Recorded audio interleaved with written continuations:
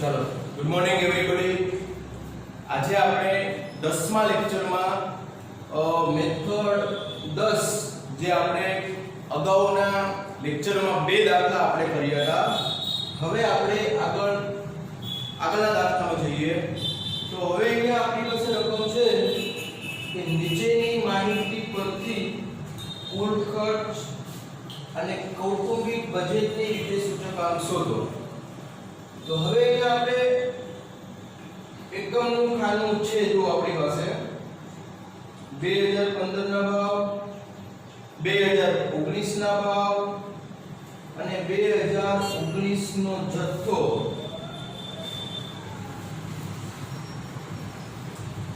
2019 નો જથ્થો। તો હવે અહીંયા આપણે સૌથી પહેલા તો એકમનું ખાનું છે આપણી પાસે, એટલા માટે આપણે અહીંયા ભાવ સુધારવા પડશે અથવા અમુક વસ્તુમાં વપરાશ સુધારવી પડશે। તો આપણે કઈ રીતે સુધારવા પડે એને સમજીએ। તો હવે અહીંયા આપણે વસ્તુ એની અંદર 20 કિગ્રાના ભાવ 400 રૂપિયા છે, 2019 માં 600 રૂપિયા છે અને 56 કિગ્રા વાપરે છે, એટલે ભાવ 20 કિલોના આપણને આપેલા છે। તો આપણે 1 કિલોગ્રામના ભાવ કરવા પડે, તો વપરાશ પણ આપણી કિગ્રામાં છે, તો ભાવ આપણે 1 કિલોગ્રામમાં લાવવા પડશે। તો શું કરીશું આપણે? તો અહીંયા આપણે સમજી શકીએ કે 20 કિલોના ભાવ છે, તો આપણે બંનેના છેદમાં 20 મૂકવાથી આપણને 1 કિલોના ભાવ મળશે, બરાબર। એટલે અહીંયા આપણે મૂકીએ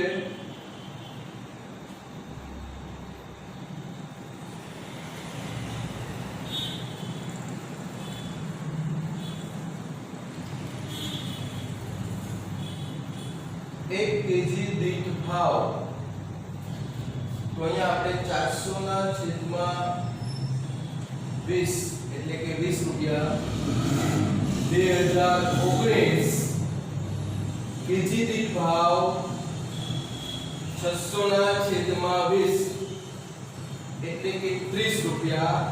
આ વસ્તુ એમાં આપણે સુધારી। હવે વસ્તુ બી તરફ આગળ જઈએ। તો બી માં 30 લીટરના ભાવ આપણને આપેલા છે, તો અહીંયા પણ આપણે 1 લીટરનો ભાવ કરવો પડે।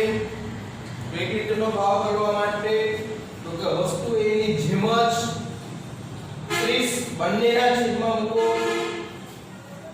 તો અહીંયા આપણે એ રીતે 2015 1 લીટર દીઠ ભાવ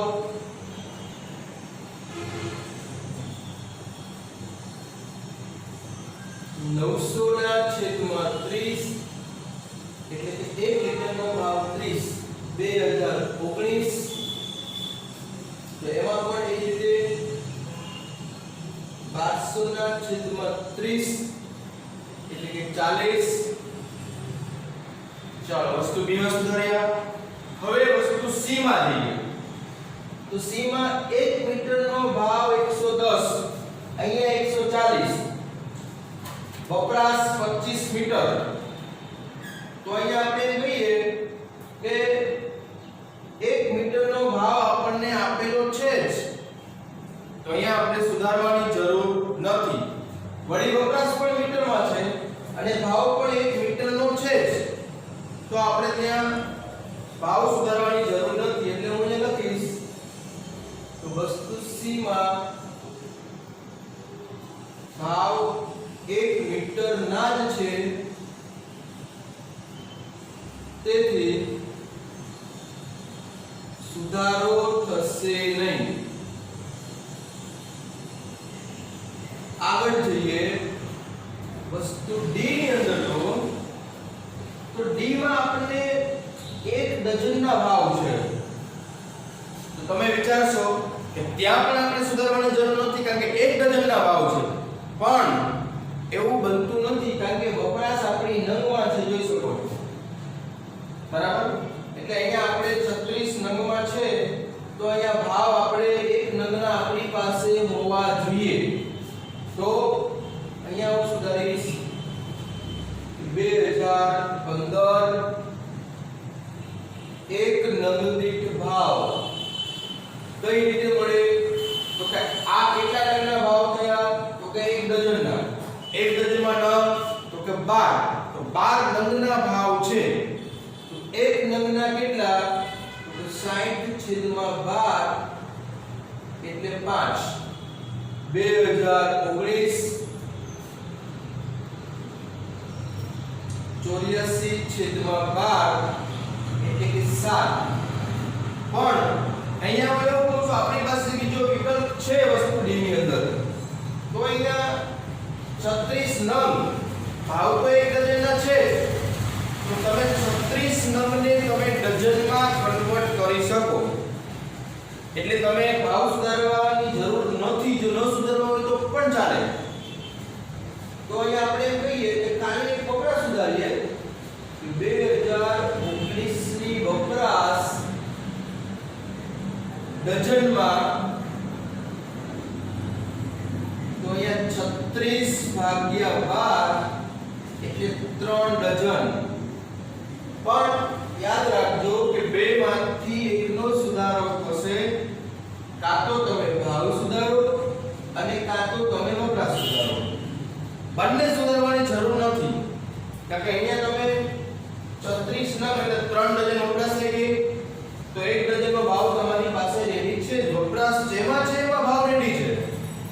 અથવા વપરાશ તમે કરો છો નંગમાં તો ભાવ નંગમાં લાવી શકો છો. બરાબર? એટલે બંનેમાંથી એક સુધારો અહીંયા થઈ શકશે. ચાલો હવે આપણે ઈ તરફ જઈએ. વસ્તુ ઈ.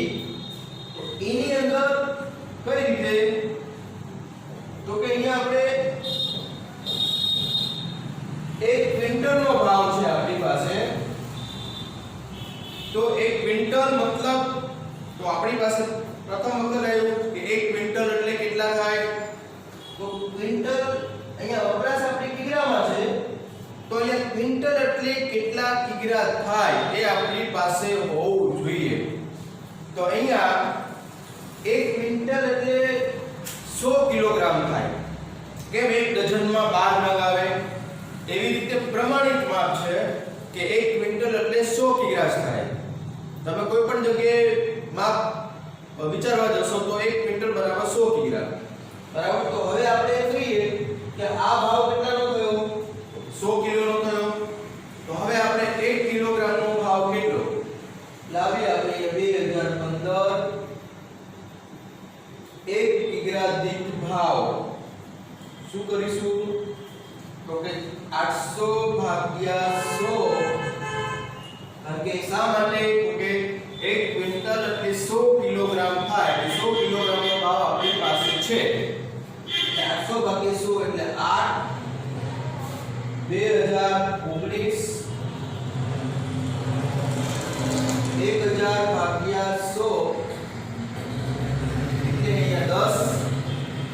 હવે અહીં પણ આપણે જોઈ શકો છો કે આપણે કદાચ ભાવ સુધારવા ન હોય તો બીજો ઓપ્શન તમારી પાસે છે કે અહીંયા તમે 300 કિગ્રા મારે આને ક્વિન્ટલમાં કરી નાખવો હોય તો ભાવ તો 1 ક્વિન્ટલનો છે જ.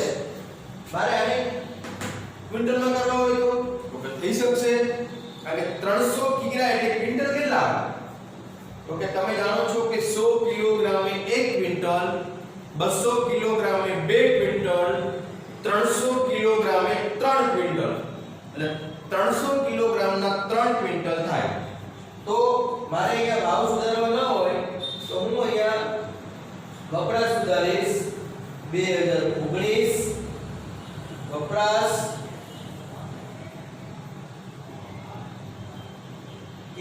ક્વિન્ટલમાં 300/100 મતલબ 3 ક્વિન્ટલ થાય. ચાલો હવે આપણે વસ્તુ F માં જઈએ. તો F ની અંદર એક બોક્સનો ભાવ છે આપણી પાસે. એક બોક્સની અંદર 150 નંગ એક બોક્સનો ભાવ છે. તો અહીંયા આપણે 35 નંગ વાપરીએ છીએ. તો એક નંગના ભાવ કેટલા આપણી પાસે હોવા જોઈએ? તો બોક્સની અંદર આપણે આગળ પણ જોયું છે કે બોક્સની અંદર એક નંગ પણ આવે, 5 નંગ આવે, 500 નંગ પણ આવે, 5000 નંગ પણ આવે. અને કોઈ જ નક્કી હોતું નથી. એ કોઈ વેલિડ માપ નથી કે એક બોક્સમાં આટલા જ નંગ આવે. તો હવે આપણે એવું કહી શકીએ કે તો એના માટે આપણને અહીંયા નીચે રકમમાં છે કે એક બોક્સની અંદર અહીંયા કેટલા નંગ છે તો કે 50 નંગ. તો હવે આપણે એક બોક્સના 50 નંગ છે એટલે 50 નંગનો ભાવ આપણી પાસે કહેવાય. તો આપણે એક નંગનો કરવો હોય તો શું કરશું તો કે અહીંયા આપણે વસ્તુ F ની અંદર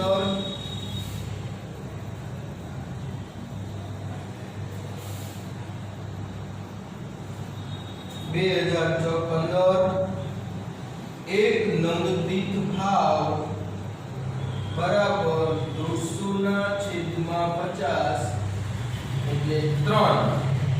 2019 250/5 એટલે 5. ચાલો આવી રીતે આપણે બધી જ વસ્તુઓના ભાવ અમુક જગ્યાએ જથ્થા આપણે સુધાર્યા, મોટા ભાગે આપણે બધામાં ભાવ સુધાર્યા, પણ બે જગ્યાએ આપણે જથ્થા પણ સુધાર્યા. એક અહીંયા આપણે 36 ના 3 ડઝન કર્યા અને અહીંયા આપણે 3 ક્વિન્ટલ કર્યા. બરાબર. હવે આપણે ખાના કેવી રીતે બનાવશું તો હવે અહીંયા આપણે દાખલો કરીએ, આપણે બધું સુધારીએ પછી દાખલો કરીએ. તો હવે 2015 ના ભાવ તો આને આપણે શું કહીશું તો કે P0 કહીશું. તો અહીંયા હું મૂકીશ P0. અહીંયા આપણે તો P1. આને આપણે શું કહીશું તો કે Q1. તો આ દાખલો શેનાથી થશે તો કે Q1 આપેલા છે તો પાસેથી ગણાય. બરાબર ને? એટલે કૌટુંબિક બજેટથી આ દાખલો કરી શકતા નથી. કુલ ખર્ચની રીતે જ આપણે આ દાખલો કરવો પડે. કૌટુંબિક બજેટ શક્ય નથી. શા માટે Q0 નથી આપણી પાસે. બરાબર. તો હવે આપણે જોઈએ કે કઈ જગ્યાએ આપણે સુધારો કર્યો તો કે વસ્તુ એની અંદર તો કે 1 કિલોગ્રામના ભાવ આપણે સુધાર્યા. તો હું અહીં 400 રૂપિયા નહીં મૂકું, કેટલા મૂકીશ 20 અને 30 મૂકીશ. અહીંયા 20 કિગ્રાની જગ્યાએ હવે મૂકીશ 1 કિલોગ્રામ. બરાબર. કારણ કે મેં ભાવ 1 કિગ્રામાં કરી નાખ્યા. અહીંયા તો કે વસ્તુ B ની અંદર 1 લીટરના ભાવ 30 અને 40 રૂપિયા. તો હું અહીં કેટલા મૂકીશ અહીંયા 30, અહીંયા મૂકીશ 40. અહીંયા કેટલા આવશે તો કે 1 લીટર. વસ્તુ C ની અંદર તો કે આપણે કોઈ જ ફેરફાર કર્યો નથી એટલે બધું એમના. વસ્તુ D ની અંદર તો કે અહીંયા આપણે બે રીતે સુધાર્યા, કાં તો ભાવ સુધારીએ કાં તો વપરાશ સુધારીએ. જો તમારે વપરાશ સુધારીએ તો એક જ જગ્યાએ સુધારો થશે. બરાબર. તો આપણે બેટર છે કે આપણે વપરાશ સુધારીએ તો એ 36 નંગના આપણે કરી નાખશું 3 ડઝન. કારણ કે 12 નંગ એ 1 ડઝન, 24 નંગ એ 2 અને 36 એ 3. એવી રીતના આપણે 3 ડઝન કરીએ. હવે મારે અહીંયા 3 ડઝન વાપરે છે, 1 ડઝનનો ભાવ રેડી છે. મારે અહીંયા સુધારવાની જરૂર નથી. ચલો વસ્તુ E ની અંદર 1 ક્વિન્ટલના 800 રૂપિયા 1000 રૂપિયા. તો અહીંયા આપણે ભાવ સુધાર્યા. જો ભાવ સુધારવા હોય તો આ બંને જગ્યાએ સુધારો કરશું. પણ અહીંયા આપણે ભાવ સુધારવા નથી. આપણે ત્યાં પણ વપરાશ સુધારી છે અથવા આપણે વપરાશ અહીંયા સુધારેલી છે. તો હું અહીં ખાલી કેટલા કરીશ 300 ની જગ્યાએ 3 ક્વિન્ટલ. 300 ની જગ્યાએ 3 ક્વિન્ટલ કરીશ. 1 ક્વિન્ટલનો ભાવ આપણી પાસે છે જ. પછી અહીંયા વસ્તુ F ની અંદર તો કે આપણે ત્યાં નંગમાં ભાવ કન્વર્ટ કર્યા એટલે અહીંયા આપણે 150 ની જગ્યાએ હવે કેટલા મૂકશું તો કે 3. 250 ની જગ્યાએ તો કે 5. વપરાશ સુધારવો શક્ય નથી. હવે એક બોક્સ એટલે તો કે એક બોક્સ એટલે હવે આપણે ભાવ નંગમાં લાવી દીધા એટલે હું ત્યાં બોક્સ કાઢી નંગ લખીશ. બરાબર. તો અહીંયા આપણે જોઈ શકીએ છીએ આ રીતે. હવે આપણે જેમ દાખલો કરીએ છીએ એમ. ચલો આટલામાં તમને સમજ પડી ગઈ હશે. હવે આપણે આગળના બે ખાના કયા બનાવવાના તો આપણે આગળના ખાના બનાવીશું પાસેમાં કયા આવશે તો કે અહીંયા આવશે P1 Q1 P0 Q1. એટલે પાસેના બંને ખાના રેડી. સૂત્ર IP બરાબર સિગ્મા P1 Q1 છેદમાં સિગ્મા P0 Q1 ગુણ્યા 100 આવી રીતના આપણે દાખલો કરી શકીએ બરાબર ચાલો હવે આ દાખલાની અંદર આપણે સમજી ગયા કે એકમનું ખાનું હતું એટલે આપણે ઘણું બધું ભાવ જથ્થો સુધારવા પડ્યા બરાબર હવે આપણે આગળના દાખલા તરફ જઈએ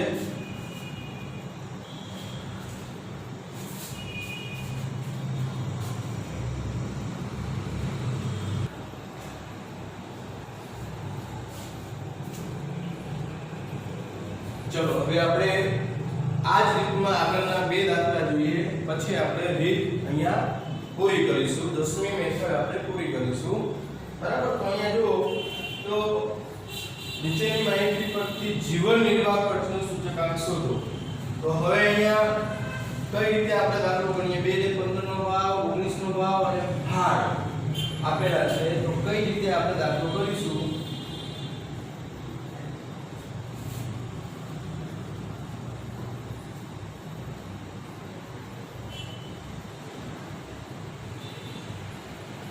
ચલો અહીંયા વસ્તુનું પેલું ખાનું પછી બીજું 2015 ના ભાવ મતલબ P0 2019 ના ભાવ મતલબ P1 ભાર મતલબ W આ રીતે આપણે ત્રણ ખાના આપેલા છે વસ્તુ તો કે A B C D E આ રીતે હવે જેમ છે એમ જ મૂકવામાં આવશે 50 60 120 140 5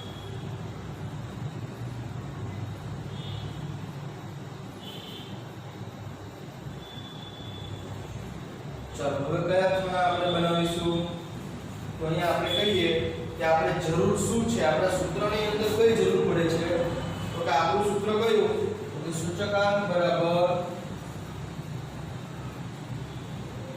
સિગ્મા IW છેદમાં સિગ્મા W આ આપણું કૌટુંબિક બજેટનું સૂત્ર છે તો હવે આપણે કેટલા ખાનાની જરૂર પડશે તો ભાર એટલે W એ તો આપણી પાસે રેડી છે તો આપણે એક વિચાર આવશે કે આપણે I નું ખાનું બનાવવું પડશે એટલે I બરાબર P1 છેદમાં P0 ગુણ્યા 100 આ I નું ખાનું પછી તો કે IW બંનેનો ગુણાકાર કરો હવે કઈ રીતના તો કે અહીંયા આપણે પ્રથમ જે છે એમાં આપણે ખાલી રકમની અંદર મૂકીશું કે 60 છેદમાં 50 ગુણ્યા 100 એટલે I કમ્પ્લીટ થશે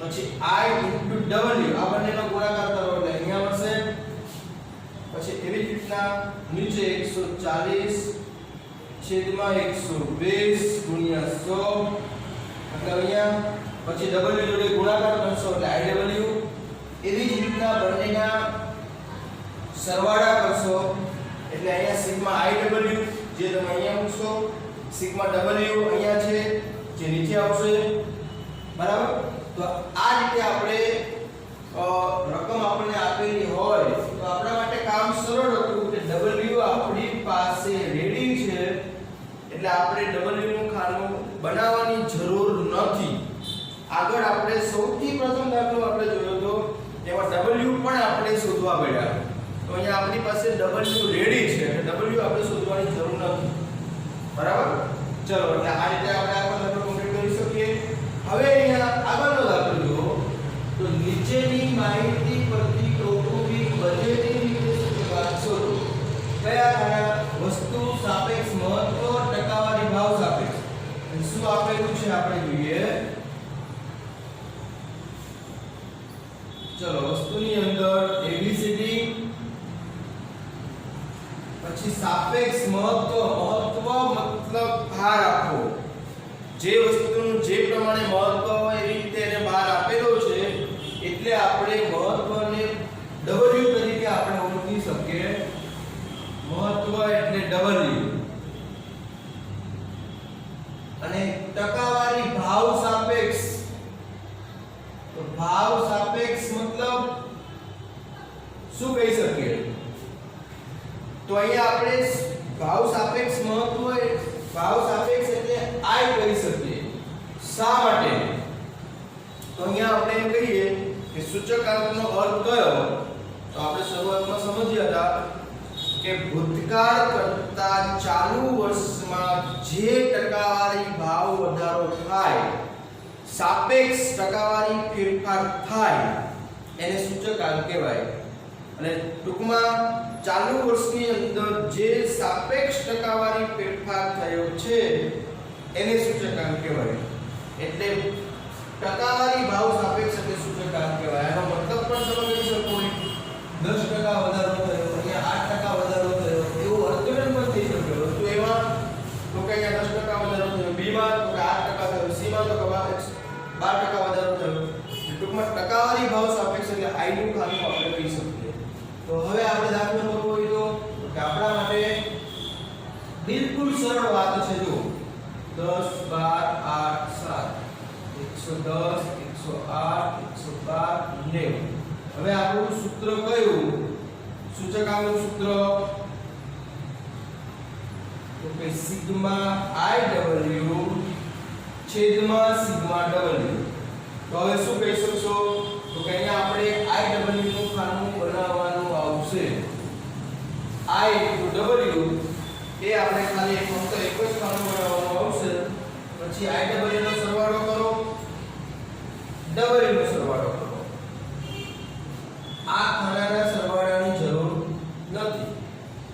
પછી આપણે સૂત્રમાં મૂકીએ. બરાબર? તો અહીંયા આપણે જે લાસ્ટ બે દાખલા અત્યારે જોયા બોર્ડ પર બિલકુલ સરળ દાખલા છે કે W નું ખાનું હોય તો આપણે સીધું આપણે I નું એક જ ખાનું બનાવવાનું. P1 / P0 * 100 આ સૂત્રથી I નું એક જ ખાનું બનાવવાનું અને સીધો આપણે IW જોડે I અને W નો ગુણાકાર કરવાનો. બરાબર? બિલકુલ સરળ થયું. અહીંયા આપણી પાસે સાપેક્ષ મહત્વ મતલબ W, ટકાવારી ભાવ સાપેક્ષ મતલબ I, એટલે આપણે W અને I બંનેનો આપણે ગુણાકાર ખાલી કરવાનો આવશે અને પછી બંનેના સરવાળા કરો. બરાબર? એટલે આપણા માટે બિલકુલ સરળ દાખલાઓ છે. બરાબર? જે અત્યારે આપણે દાખલા જોયા એમાં એકમનું ખાનું આપેલું હોય ત્યારે આપણે થોડું વિચારવું પડે છે. બાકીના બધા જ દાખલાઓ આપણા માટે સરળ છે.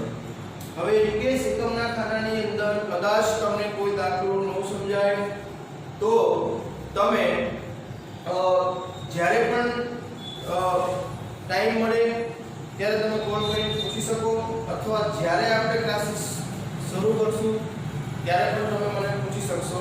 ત્યાં જે ન સમજે ટીક કરીને રાખવાનું કે આટલું મારે પૂછવાનું છે. બરાબર? એટલે જ્યારે હું તમને ક્લાસ ઉપર બેસાડીશ ત્યારે હું તમને પૂછીશ કે બોલો સૂચકાંકમાં કયું સમજાતું નથી, તમે એ મને પૂછી લેજો. બરાબર? તો અહીંયા આપણે 10 મેથડ સુધી ચલાવ્યું. તો 10 મેથડ સુધીના જે પેજ છે હું તમને મોકલી દઈશ. બરાબર? પછી 11મી મેથડ તરફ આપણે આગળ જઈશું. એટલે હવે આપણે બહુ વધારે બાકી છે નહીં, 2-3 રીત આગળ ચાલશે પછી આપણું ચેપ્ટર પૂરું થશે. હવે ખાસ તો આપણે અત્યારે તો મેથડ આપણે કરીએ છીએ, હજી આપણી પાસે ટેક્સ્ટ બુક અને પ્રેક્ટિસ બુક એ બંને આપણે ગણવાની રહેશે. તો તમે જાણો છો કે સ્ટેટ માટે આપણે 3 ચોપડા બનાવવાના થશે. કયા 3 ચોપડા? એક મેથડનો ચોપડો જે તમે બનાવો છો, બીજો તો કે ટેક્સ્ટ બુકનો ચોપડો અલગ બનાવશો. એવું તમને હવે ટેક્સ્ટ બુકમાંથી તમે વર્ક કરતા રહેજો, પણ મારી ગણતરી એવી હતી કે પહેલા બધું પૂરું થઈ જાય પછી તમે ટેક્સ્ટ બુક ખોલો, ન સમજાય પછી પૂછતા રહેજો. પછી ત્રીજો ચોપડો પ્રેક્ટિસ બુકનો. એટલે 3 ચોપડા આપણે બનાવવાના, મેથડ, ટેક્સ્ટ બુક અને પ્રેક્ટિસ બુક. ત્રણેય ચોપડા તમારે અલગ અલગ બનાવવાના રહેશે. હજી આપણે ખાલી માત્ર ને માત્ર મેથડના ચોપડામાં જ લખીએ છીએ. હવે પ્રેક્ટિસ બુક અને ટેક્સ્ટ બુક તમારી જાતે તમને જેટલું આવડે છે એટલું તમે જાતે વર્ક એમાંથી કરી શકશો. જે ન સમજાય એ દાખલામાં તમારે ટીક કરીને રાખવાનું રહેશે અત્યારે. બરાબર? પણ મહેનત કરતા રહેજો. બરાબર? પ્રયત્ન વગર તમને આવડવાનું નથી. બરાબર? ચલો આજે આપણે અહીંયા 10 મેથડ સુધી રાખીએ છીએ. ચલો, જય ગુરુદેવ.